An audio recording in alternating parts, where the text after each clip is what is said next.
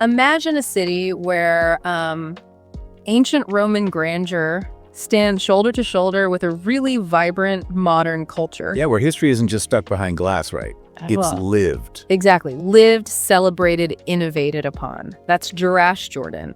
People often call it the Pompeii of the East or the City of 1,000 Columns. Catchy names. They are.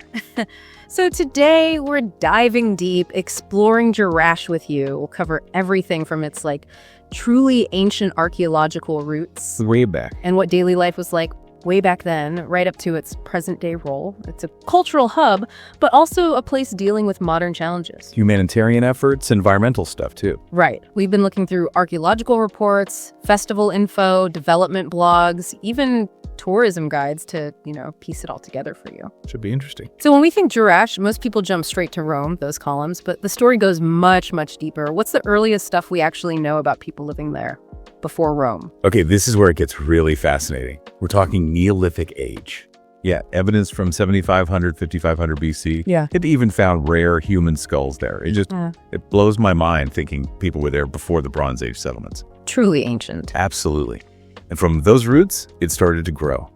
Possibly founded by Alexander the Great, maybe later Hellenistic kings.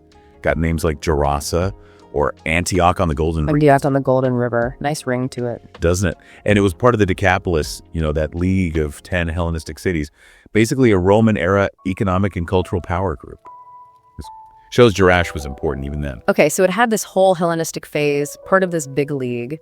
Then Rome arrives. And that's the big shift, isn't it? The conquest in 63 BC. It wasn't just politics. It totally reshaped Jerash. How so? Well, it became part of the Roman province of Arabia in 106 AD. And that's when emperors like Trajan and Hadrian really poured resources in. Huge building boom. Right, the things we see today. Exactly. The colonnaded streets, the grand temples, theaters. That amazing Arch of Hadrian, built just for his visit in 129, 130 AD. They still stand. Incredible. But it wasn't all smooth sailing, was it? I read something about an earthquake. Yes. A really significant event. The 749 AD earthquake. It hit the city hard. How hard? Reduced the population drastically, maybe from 20,000 down to around 4,000. Led to a long period of decline. Wow, that's a massive drop. It is. The city was later resettled, first by Circassian immigrants in 1885, and then Palestinian refugees. Shows that resilience, how places and people adapt, rebuild over centuries. A continuous story. Definitely. And despite all that, today Jerash is considered one of the largest, best preserved Greco-Roman sites outside Italy. Excavations started back in 1925, and they're still finding things, still revealing secrets. Incredible. So we've walked through millennia of history, but how does a city like that, with such deep roots, stay? Well, relevant? Vibrant? What's its pulse today? That's a great question, because Jerash isn't just sitting there looking old, it's performing its history, in a way. Performing? How do you mean? The Jerash Festival of Culture and Arts, it's a perfect example. You take those ancient Roman theaters, imagine gladiators might have been there once. Right. And now they're filled with modern music, dance, poetry. It's literally a living stage. Queen Noor al-Hussein initiated it back in 81. And it's a big deal, I gather, not just a local fair. Oh, huge. It's been going for over 40 years. Attracts tens of thousands of people, over 100,000 back in 2016 alone. 100,000. Wow. And it's international too, right? I saw something about 37 countries expected for 2025. How does that global aspect change things for Jerash? It's totally transformative. Yeah. Every July, the whole city becomes this cultural hotspot. You've got artists from Jordan, sure, but also other Arab nations and, all over the world. Palestine, Mexico, Croatia, Azerbaijan, Korea, Sweden. They've all participated. So the setting must play a huge role. Absolutely. The grandeur of the Roman ruins, the theaters, the Oval Forum, that amazing column street, it provides this unparalleled dramatic backdrop. It's art, commerce, culture, all fused together. Turns a potentially quiet tourist time into something really vibrant. So it becomes more than just ruins. Exactly. It reinforces Jerash's role as a, quote, global window and a bridge between cultures. Promotes Jordan's identity, cultural tourism. It's significant. That sounds incredibly diverse. What sort of performances might you actually see there? Oh, a real mix. Everything from traditional folklore dances and opera to big concerts. Stars like Omar Al-Abdellat, who really brought Bedouin music to a wider audience. Okay. And for 2025, they're expecting acts like Nassif Zaidon, Alamok, Mohammed Hamaki. big names. Plus, they always have stuff specifically for families and kids. Makes it feel like a real community celebration. And it's not just the main festival stage. No, definitely not. For 2025, they're adding an international visual arts symposium. Artists from Jordan, Poland, Kosovo, Syria, Lebanon, Turkey. Painting right there, inspired by Jordan. Paint your homeland, Jordan, I think I read. That's the theme. Using acrylics, watercolors, all sorts, capturing the country's beauty. And even outside the festival period, there are other things, like the Roman army and chariot experience, race. Yeah. At the hippodrome, it's a daily historical reenactment, except Fridays. You get like 45 legionaries, 10 gladiators, bringing ancient Rome back to life.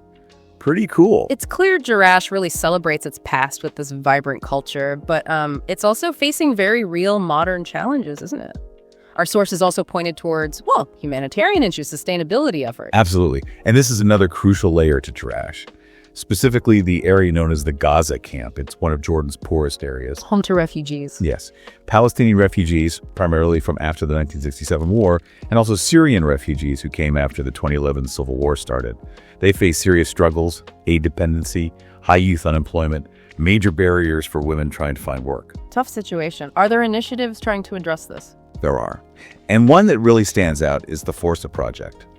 Forza means opportunity.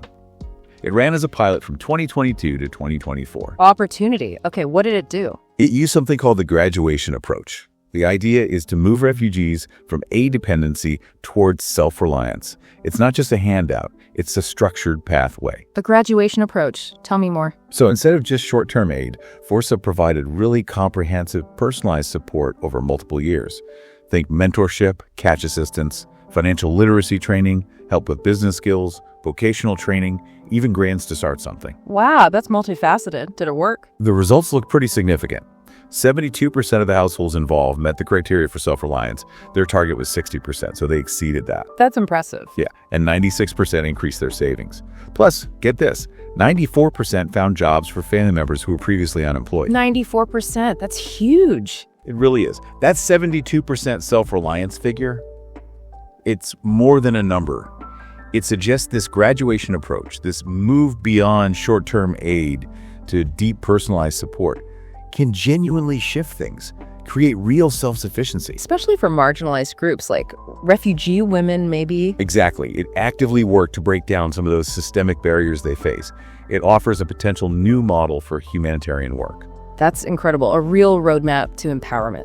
It shows what focused long-term investment can achieve. What about the environment? Any similar forward-thinking stuff happening there? Definitely. Jerash isn't ignoring that side of things. There's the Nawamed project, for instance. Nawamed? Yeah, it's implementing green wall technology at the Jerash Community Service Building. Green walls, like with plants. Exactly. But these walls are designed to treat gray water from sinks, showers, about 600 cubic meters a year. And what happens to the treated water? It gets reused to irrigate a public park nearby. It's pretty innovative, putting Jerash at the forefront of some of these urban environmental solutions. Ancient city, modern solutions.